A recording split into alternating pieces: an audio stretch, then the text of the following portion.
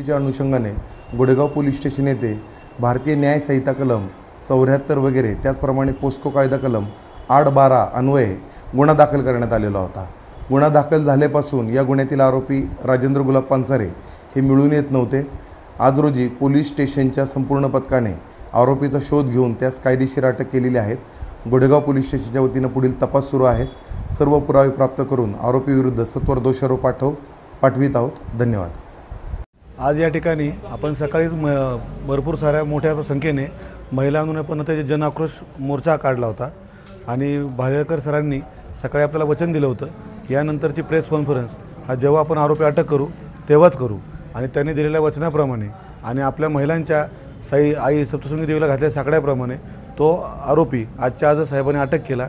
याबद्दल मी साहेबांचे आमचे मनपूर्वक आभार मानतो। धन्यवाद।